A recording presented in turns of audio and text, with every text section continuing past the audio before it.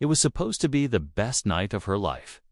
In the summer of 1980, 17-year-old Laura Simmons left home in her favorite denim jacket. A ticket to her favorite band's concert clutched in her hand, and a promise to her mom that she'd be back before midnight. She never came home. The concert was packed, the music was loud, and the energy electric, but somewhere in the chaos, Laura vanished without a trace. No one saw her leave. No one heard her scream. And by morning, her face was plastered on every telephone pole in the city.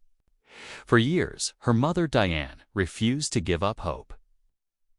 She searched, pleaded with police, followed every lead no matter how far-fetched. The case eventually went cold, like so many others. People moved on, but Diane didn't. Not really.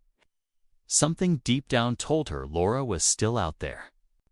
Somehow then, one quiet afternoon nearly 25 years later, Diane sat at the kitchen table, flipping through a lifestyle magazine.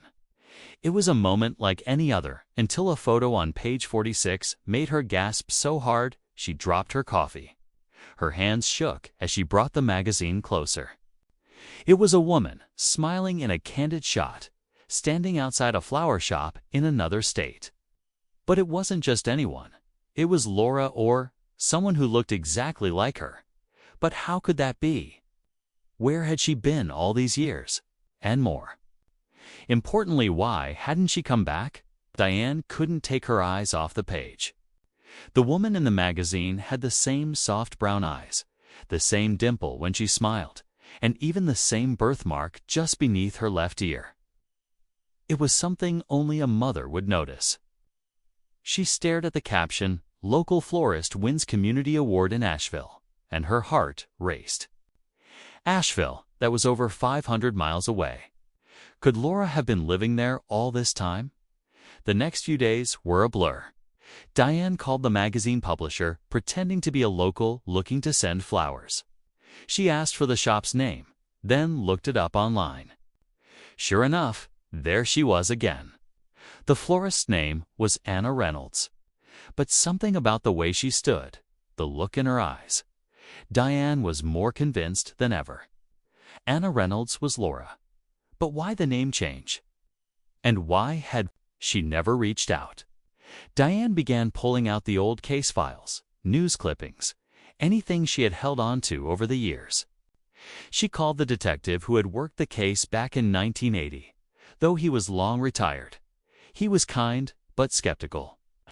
After all this time, he said, it's probably someone who just looks like her. But Diane knew better.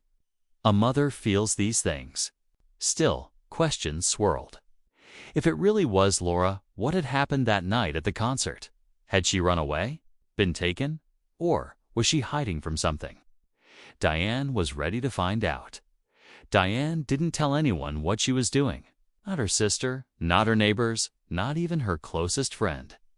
She booked a one-way bus ticket to Asheville with nothing more than an old photo album and a notebook full of questions. As she watched the trees blur past the window, her mind kept circling the same thoughts. What if it wasn't Laura? What if this was all just a desperate mother seeing what she wanted to see? Meanwhile, back home, the local news had picked up a story about missing persons cases reopened by new tips. Laura's name was mentioned again for the first time in years, sparking quiet whispers in her old hometown. One woman who saw the segment, Janice, Laura's best friend in high school, reached out to Diane through a mutual contact. She confessed something she'd never told anyone before. On the night of the concert, Laura had seemed scared.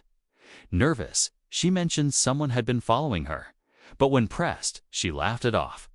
Said it was probably nothing. That memory sent a chill through Diane.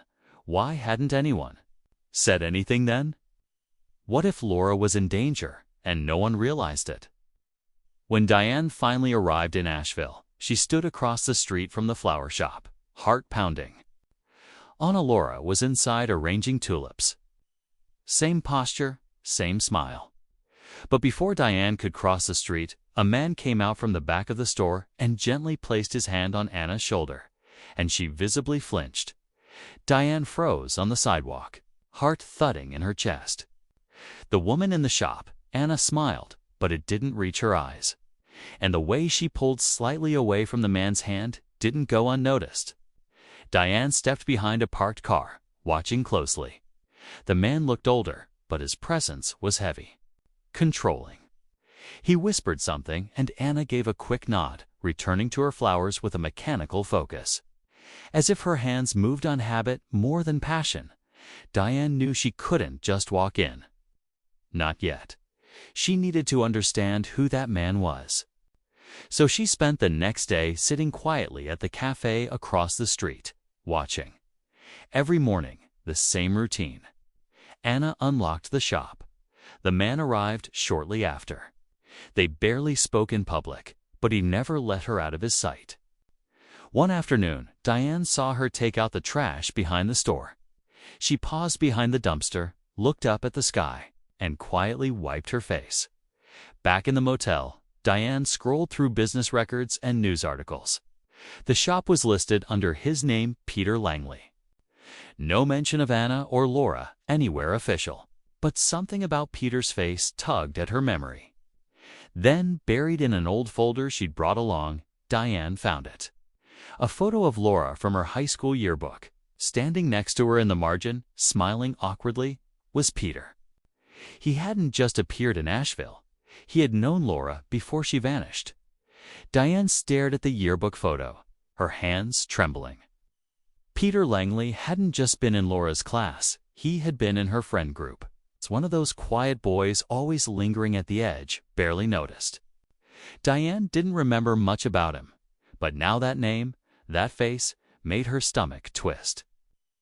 Why had no one connected this before? Why hadn't he come up in the investigation? She dug deeper.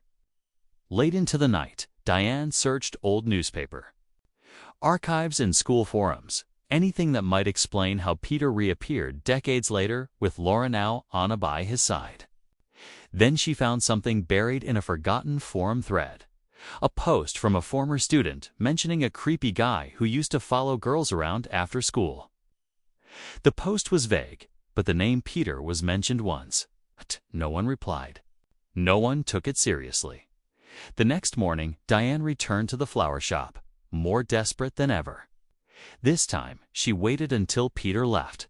After nearly an hour of watching from across the street, she saw him walk out with a delivery box and drive off. This was her chance. Diane stepped inside, the bell above the door giving a soft chime. Anna looked up.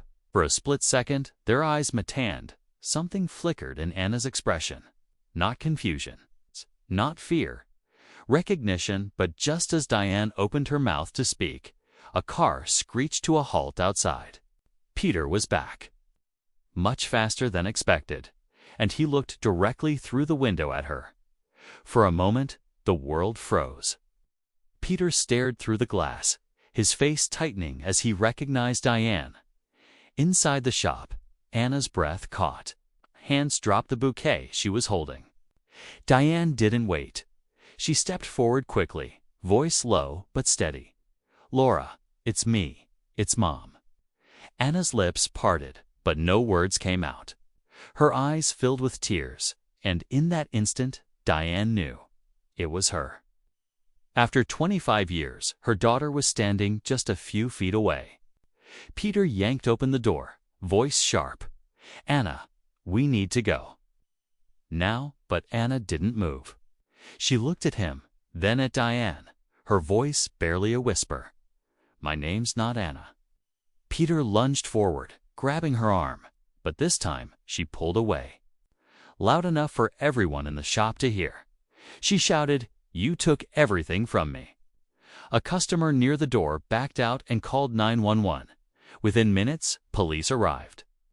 Diane's years of notes, photos, and the matching yearbook picture were enough to open the case on the spot. Peter was detained. And Laura Finale was free to speak. But here's the final twist. As the officers questioned her, Laura admitted she hadn't just been hiding. She'd tried to escape before, several times. But every time she reached out, someone shut it down. Letters disappeared. Calls never went through. She believed someone else knew the truth and had been helping keep her hidden, and they might still be out there in the weeks that followed. The story of Laura Simmons stunned the nation. Headlines. Buzzed. Asterisk missing girl found after 25 years. Concert disappearance finally solved. And mother's instincts lead to breakthrough. Asterisk as the investigation continued, more details surfaced. Laura had been manipulated, isolated, and made to believe no one was looking for her. Peter Langley had controlled every part of her life under a new identity, using fear and threats to keep her silent. But what shocked Diane most was learning that someone else, likely someone close to the case, back in 1908, had helped him erase her. Authorities reopened the original file, focusing on a former investigator who'd suddenly resigned months after the concert. He'd passed away years earlier, but records showed he had ties to Peter's family. While no charges could be made posthumously, it confirmed what Laura feared: she'd been hidden on purpose, and someone in power had helped cover it up. Back home, Diane and Laura began to rebuild what had been lost. It wasn't easy. There were years of silence to fill, birthdays missed, holidays spent apart. But they had time now, something neither thought they'd get again. Standing side by side in their old backyard, Laura turned to her mom and said softly, "I thought I was forgotten." Diane hugged her tightly. "You were never forgotten. I just hadn't found you yet."